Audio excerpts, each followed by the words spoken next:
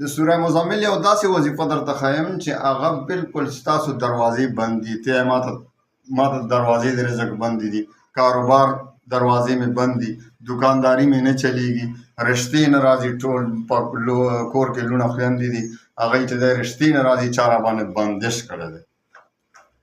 رزق بندش، د کاروبار بندش، دکاندارۍ بندش، د رشتو بندش، تاسو هر بندش چې وي انشاءالله العزیز په شرطیت ورسره به ختمېږي.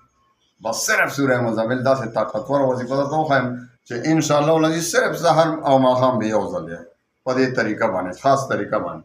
او اجازت مه غواړئ. ښه په کمنټ کې ډېر خلک په کمنټ کې اجازت غواړي، ما ته اجازت راکړئ. ما اجازت عام دی.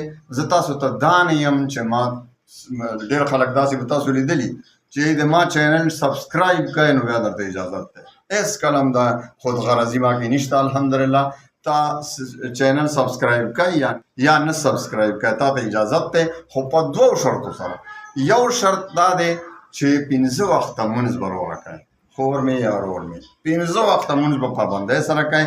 او بل دویم شرط دا دی چې رزق حلال به طلب کوئ، حرام نه په خپل وس ځان ساتئ. بس دا دوه شرطه چې درکې وي او په دا دې پوره کړي تا ته اجازت دی. بیا اجازت تپوسونه مه کوه. نو وظیفه څه ده؟ مړه داسې دا لارې به درته کولو شي انشاءالله چې ته به حیران. ما ته به دعاګانې کوې انشاءالله. سحر او ماښام 11 ورځې کې به انشاءالله ستا حاجت پوره شي. که 11 کې مثال په طور مونږ اعمال لږ کمزوري دي او پوره نه شو نو 21 ورځې پورې وکړه. او اخري حد چې دی 40 ورځې دی. 40 ورځې کې به خامخا ستا مقصد پوره کېږي. سحر 11 پېرې درود شریف او بیا سوره مزمل به شروع کړي. او سوره مزمل کې چې دې آیت ته راورسې ان لک فی النهار سبحا طویلا، نو دا به یو د پاسه 100 ځله ووایئ او بیا به صورت پوره کړي. او اخري کې بیا 11 پېرې درود شریف ووایئ. سحر او ماښام، مازدیګر مونځ نه پس یا ماښام مونځ نه پس او سحر مونځ نه بعد، نو دا 2 پېرې به 2 ورځ کې کوئ انشاءالله العزیز.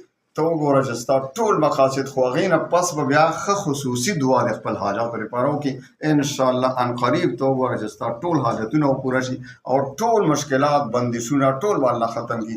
الله پاک دې ټول مسلمانانو ته خوشحالي نصیب کړي، غمونه، تکلیفونه، مصیبتونه، پریشانونه د الله ټول محفوظ وساتي. واخر دعوانا ان الحمد لله رب